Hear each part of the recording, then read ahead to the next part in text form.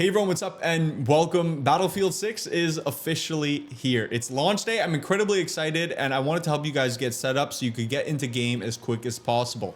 I've been spending the past 2 hours since the game has come out, really dialing in settings, hopping into custom matches and playing around with vehicles to messing around with the HUD. And I kind of wanted to give you guys the quickest, best settings starter guide to get you in game as quick as possible and start having fun in Battlefield 6. So let's get straight into it. This is a comprehensive guide and I hope it helps you out. Alrighty, so here we are. We're kicking things off really quickly. I'm going to skip over the accessibility tab because accessibility touches on everything in every other tab. So we're going to go straight to the gameplay tab. I did want to make a note that when it comes to sensitivities on your controller or mouse and keyboard, I play on mouse and keyboard. I'll show you guys my mouse and keyboard sensitivity, but I'm not getting hyper deep into sensitivities because that truly is whether you like to hear it or not, or no matter how much of a cop out you think it is to hear it. Sensitivity truly is based on per player. And I don't want to shove sensitivities that maybe don't work best for you on you because that's something you should experiment with and try out for yourself no matter what anybody tells you. So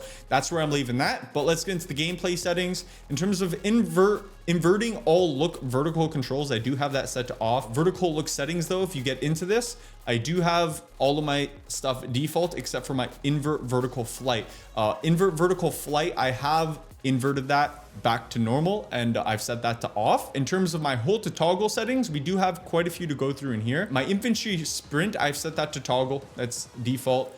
Double tap 4, which is sprint, I have that off. This setting I did change, crouch toggle sprint. I really like this one on crouch. If you have this on when you are crouched, you can start sprinting while crouched. If you have this set to on stand, which is default, you'll have to start sprinting while standing and then drop down into a crouch. So if you have this on, it makes it easier to start sprinting while you're already low to the ground. The only problem with this is that you need to remember to get out of your crouch if you want to stand back up because it won't auto bring you out of it. In terms of my crouch slide, I have this set to all crouch binds. Double tap crouch for sprint slide. I don't use a dedicated slide keybind, but I do have this set to off so that either of my crouch keybinds, if I'm sprinting and I tap crouch, it will initiate a slide. It's probably what you're most used to from other games, so I highly recommend changing that. As for everything else, I've left this default. If we head down here to skip revive, I've changed that to toggle. So when you do go down, if you tap space or you tap the dedicated controller bind,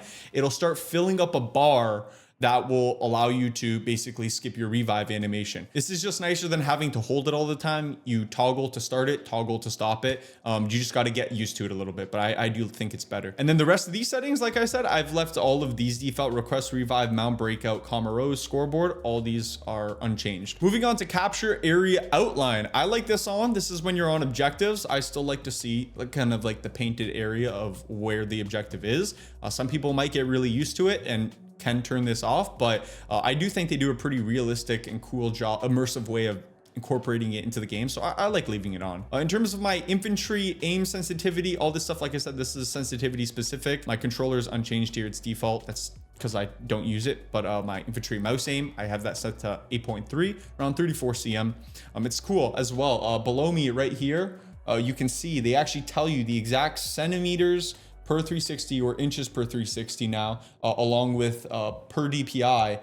So you don't even need to use sensitivity calculators for mouse and keyboard specifically in this game. It's a very nice quality of life feature they've added, and I don't think I've seen a game do that, and it's awesome. It's very accurate, by the way. Double tap forward to sprint, I do have set this to off. And then crouch toggle sprint, like I said, we already went over this in the hold crouch functions, but we do have that set to crouch. Moving on down to my parachute auto deploy. This is normally set to skydive and insurgents, but I think this is going to be more so exclusive to like when you're jumping out of vehicles or battle royale. But having tethered only is the only way you'll get full control over your parachute. So in battle royale, I'm assuming you're going to be flying down with a squad. The only way it'll auto deploy your chute is if you're tied or tethered to your other teammates. Setting tethered only in multiplayer, you're never going to be tethered to your teammates, so therefore you're always going to have to manually pull out your parachute. This is what you want to do for full control. Roll camera in landing roll, I've set this off. This is basically giving you the rolling animation, and it's a lot less jarring, in my opinion, more competitive to have it off, so I highly recommend changing that. Double tap crouch for sprint slide, like I said, we had already changed that on the hold. I just want to emphasize that so you don't think I'm skipping over it. And then invert demolition charge. I've set this to on because I feel like it makes more sense when you're like clicking the buttons to detonate and throw a C4. If you've ever been confused about this setting, just turn it off and go to throw your abilities or throw your gadgets like you normally would, and it'll just instantly make sense to you to turn this on. It'll feel like other games.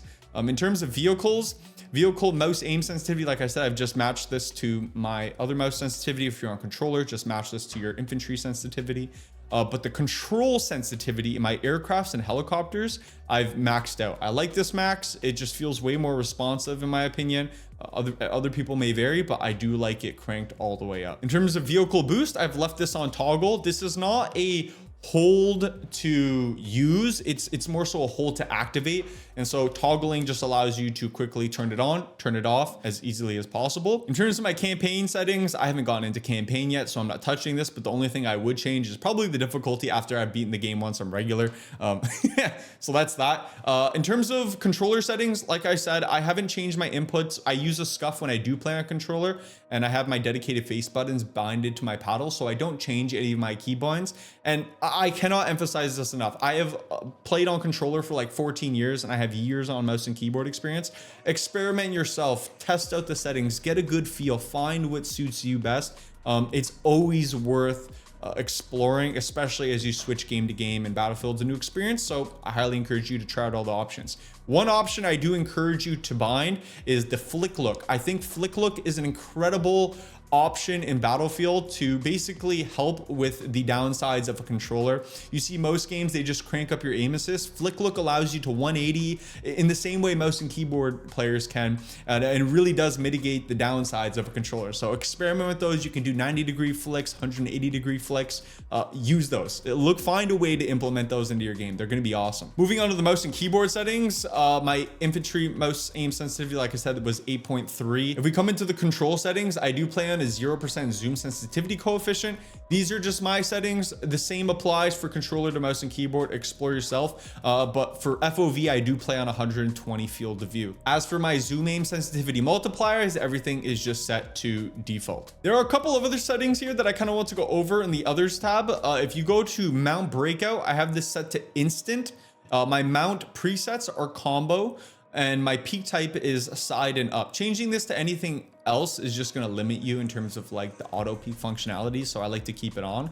And then it goes same for mount type, so side and up. If I'm on a wall, I can mount on the side. If I'm on a head glitch, I can mount up. Interx I also have set to toggle. Getting into my keybinds and controller keybind differences, I leave everything default. Everything on mouse and keyboard is default. Everything on controller is default. I tend to not touch those things. The only keybind in the whole game I personally change is just my push to talk bind. I just set that to comma. I always set it to comma. It's out of the way. And then if you do play on a mouse raw input, I have that set to on. Moving on to graphics settings. Graphics settings is really going to vary PC to PC. I do think Battlefield 6 runs incredibly well. I've been testing this out on the new rig, and I'm playing on all overkill and high settings, and I'm still pulling a lock 240 at 1440p settings. So I actually encourage you guys to test out the graphic settings. I know most people just like to crank everything to low, but I have a friend who has a pretty low spec PC, and he's pulling, I think, 130 frames in Battlefield 6. And that's incredible for the rig he's playing on. So definitely experiment. I will show you guys the graphic settings I use, but definitely see what limits you could push, because you might be able to get more fidelity while maintaining frame rates. And fidelity is very important. It really does help with visual clarity and being able to spot targets who are further away. In terms of my performance preset, this is set to custom. Graphics quality is custom, but let's get into the quality settings. This is very much so going to vary rig to rig, PC to PC, but overkill all high right now. I haven't noticed any frame drops, and that's impressive. So definitely experiment. I do think overkill is overkill. You could easily lower these settings specifically to high and maintain a lot of fidelity. But more importantly, talking about my brightness settings, I play on default brightness, UI brightness 50, and sharpness I have set to 50. Under the advanced tabs, I do have my resolution scale at 100. I don't have a frame rate limiter on and no dynamic resolution scaling. I do have AMD anti-lag on, so NVIDIA reflex mode. I have that set to on. I don't normally turn it on to boost, but I just keep it on. My upscaling technique, I use FSR. If I had an NVIDIA graphics card, I'd be using DLSS. You could turn it to DLA, but normally I go DLSS quality. FSR, I'm also using quality, and I don't use frame generation. The frame generation though in Battlefield is really freaking good. Like it really does boost your frame rates. So it might not be terrible to try out if you are really struggling to pull frames, but you shouldn't have those problems, to be honest. And performance overlay, I've turned that on to simple, just so you can see some slight statistics up top here. Keeping it moving, field of view 120, like we already said. My vehicle third person field of view, I've cranked that up. Weapon field of view, I've set this to wide. You want as much visual clearance as possible. Weapon motion blur, world motion blur, camera shake amount, I've turned all of these down. There's actually a pretty significant amount of blur and camera shake if you don't change these settings, so make sure you change these. And then you can also reduce your sprint camera bobbing. Make sure you turn that on. In terms of chromatic aberration, vignette, film grain, these are all just like little visual effects. Some people like vignette and film grain for cinematicness. I've just turned all of this off. It's just gonna distract you, so I like to keep it off. In terms of full screen mode, I do play on borderless, and like I said, I play on 1440p. Depending on your PC and specs, your monitor, all that's going to vary person to person, but I do have VSync off as well. Getting into some of my interface and HUD settings, I have actually made some changes. There are infantry and vehicle HUD motion effects. I like to turn these off. These keep things static. In terms of my overlays for soldier, vehicle, and outlines, I like to keep all these on, and same with the Sovis filter. I've made some advanced HUD setting tweaks. Some of these you might actually want to change. Show kills made by. This is, I think, on squad and nearby, or squad by default. And I've changed this to all. So any kills, any activity going on in the game as a whole, you're going to be able to see all of it in your kill feed. And then kill feed icons, I have those on, obviously.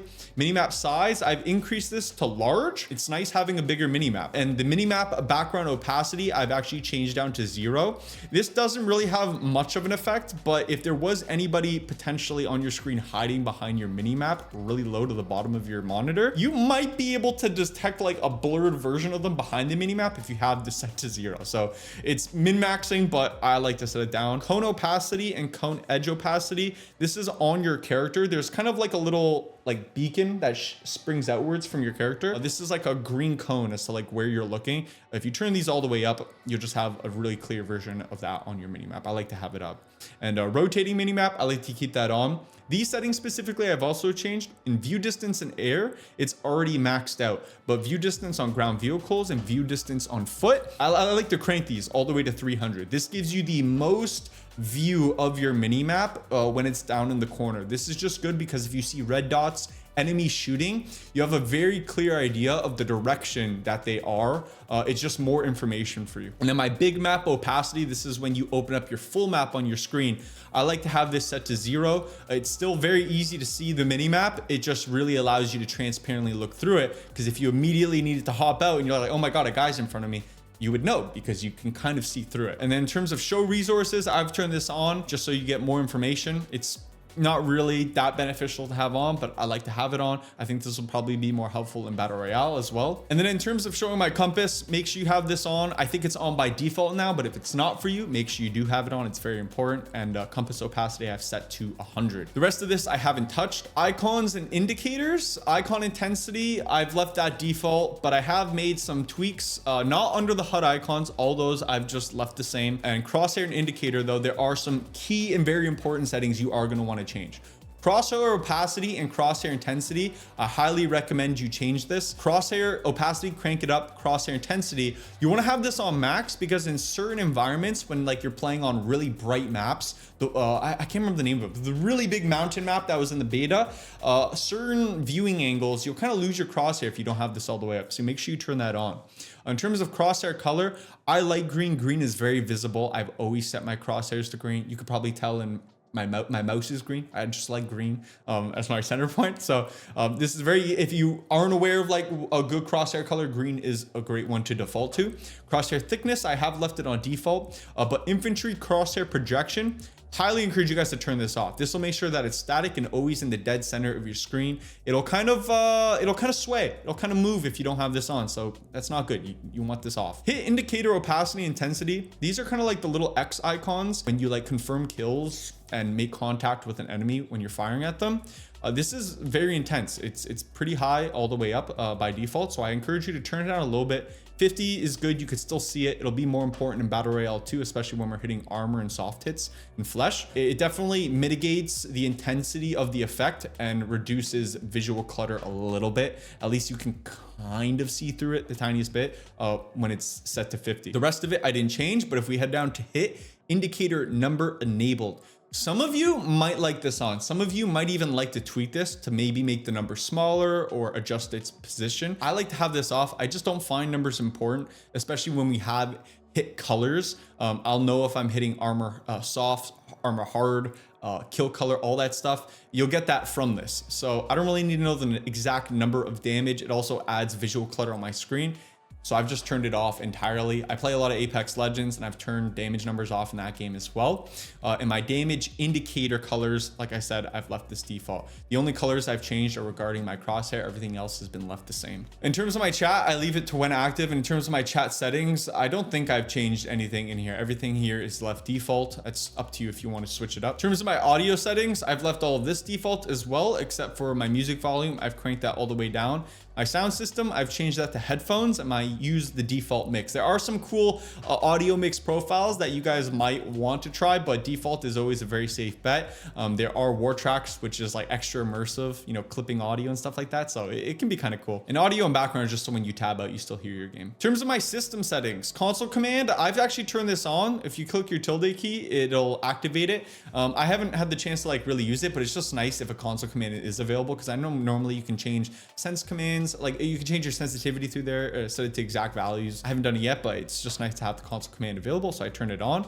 Anonymous mode, this will hide your name from other players in game if you like that. I mean, it avoids targeting. Even if you're like, you're pissing someone off and you kill him 10 times, he'll, you know, maybe he won't be able to target you if you have anonymous mode on. In terms of my mini map, like I said, I changed this to large, cone opacity, cone edge opacity. I already went over that. Under network settings though, there is a scoreboard ping setting, which I like to turn on. This will make it so that you see the actual ping number of every player in the lobby next to their name on the scoreboard. This is very useful because if you ever have someone complaining about ping and you can see their exact value and they don't have bad ping, you can call them out on it. It's pretty nice. So yeah, that's it for my Battlefield 6 full settings guide. I didn't get too hyper nitty gritty into, you know, specific input, keybinds, all that. Like I said, I left all that default and sensitivities. I encourage you one final time to experiment and try out what works for you. You may like things other people don't. But as an overview in terms of all the other settings and, you know, things you should definitely change to just make your overall Battlefield experience better, I really hope these helped you out. I hope you have a fun time